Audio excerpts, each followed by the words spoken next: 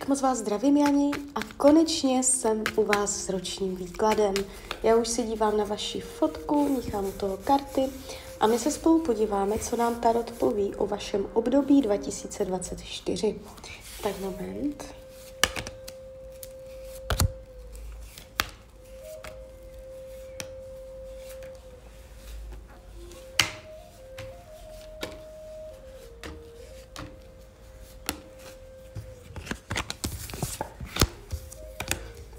To bude.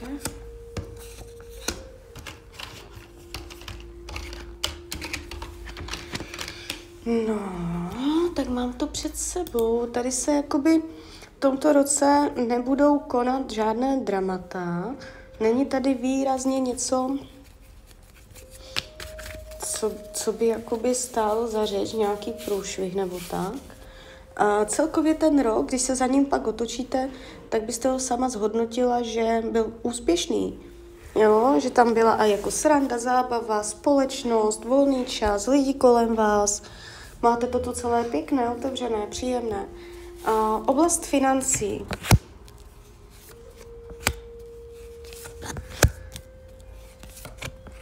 Vy tady máte do toho roku 24 nějak zvýrazněné peníze. Vám se tam něco zadaří.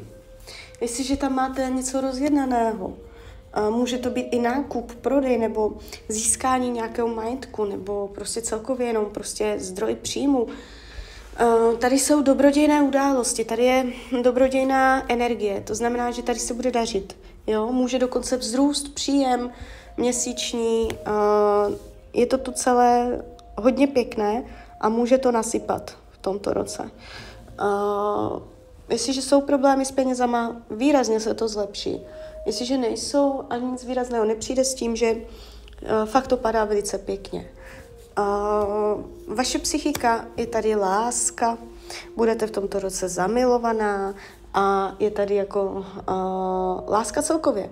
Nejenom jako partnerovi, ale budou kolem vás spoustu situací, věcí, lidí, kteří vám budou dělat dobře na srdci, na duši.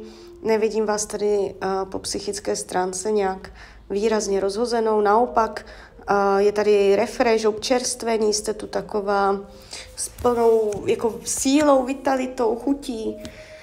Rodina a rodinný kruh. Tady padá úplně ta stejná energie, jako u vaší sestry, to je neuvěřitelné, velekněžka. Hlavní roli, to je jakoby z vašeho úhlu pohledu, ta rodina bude podporující, milující, ochraňující, prioritní, nevidím tady zvraty, dramata z vašeho pohledu, nějaké tlaky v rodině, nic takového. Volný čas se ukazuje konstruktivně, budující, jako byste ve volném čase dělala něco, co se buduje a půjde vám to od ruky, šikovně, rytmicky a i kamarádi, lidi kolem vás, společnost, je tady, všecko je to tady ve váš prospěch. Bude tady spoustu aktivity a jenom to bude odsýpat. Fyzické tělo není špatné, nevidím zdravotní problémy, nic, jestliže jsou zdravotní problémy, dojde ke zlepšení, jestliže nejsou, ani nic výrazného nepřijde. Partnerské vztahy během tohoto období, někdo se tady jeví, ale může to nevít. Řekneme si obě varianty, jestliže máte partnera, může tam během roku dojít na různé nové názory, které můžou vést až k rozchodu. Minimálně to bude krize, která tím vztahem má tendenci hodně zatřást na základě nějakého zjištění. A jestliže partnera nemáte, jste sama, tak se tam někdo objeví, může být ohnivého znamení, ale to berte s rezervou. A tady tento člověk zjistíte, že to není to, co jste chtěla. Jo. Takže ta partnerská oblast se nezdá být ideální, jako byste chtěla něco rozšiřovat a nebyl k tomu úplně potenciál. Ale jde vidět, že jakoby tam někoho tam budete mít ráda. Jo? Učení duše je tady jakoby to je energie nových obzorů, aktivity k novým obzorům, abyste se nebála nových projektů. Jo? Můžete si říct třeba, že už to máte hodně, nebo něco takového, nebo nevím, ale jakoby nebát se nahodit víc udíček, zkoušet to na více stran. Jo, že v tomto případě to pro vás může být konstruktivní. Nebát se dělat nové začátky, začínat nové projekty v tomto roce. Máte veškerý potenciál k tomu, abyste růstla, abyste budovala tady tyto nové projekty. Jo? Když cítíte, že se vám něco chce dělat, tak abyste samu sebe nepopírala. Když se dívám na oblast zaměstnání, tak tady to padá pěkně, kolo štěstí, svět. Nebude to úplně tématem tohoto roku. Jakoby nevidím tady vyloženě, že byste tam byla nešťastná, ale nějaké vnitřní pocity nespokojenosti tady jsou, ale skoro to nestojí za řeč. Můžou se v druhé polovině roku zlepšit pracovní podmínky, zlepšit se vlivy, náplň práce, úleva nebo něco takového. Ale vyloženě dramata, co se týče zaměstnání, tady nejsou. Rada tarotu. K tomuto období je energie jakoby stálosti, abyste byla vytrvalá. Vy můžete mít v tomto roce takové zkoušky, že vám se budou pořád nabízet nějaké příležitosti.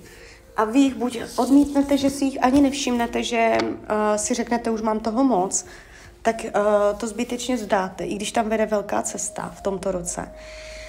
A nebo nebudete dostatečně vytrvalá v tom, co děláte. Že si řeknete, že chcete výsledky rychlejc, než jak to bude ve skutečnosti, tak to můžete vzdávat. A ten tarot vám říká, bude spoustu příležitostí během tohoto roku vytvářet nové aktivity, nové projekty. Jakoby jste snad měla něco v hlavě, co byste chtěla, něco vlastního svého. A může toho být i víc, že nevíte, co z toho. A ten tarot vám říká, klidně zkuste všecko, jo, ale je důležité opravdu, jakoby, i když tam budou těžší ty situace, těžší zkoušky, být vytrvalá, nepřestávat v půlce, nevzdávat to, a hlavně co se týče těch vašich projektů, protože když to nevzdáte, tak vy tu máte pěkně naznačenou i budoucnost, že by vám to mohlo časem přejít i do zaměstnání. Takže klidně mě dejte zpětnou vazbu.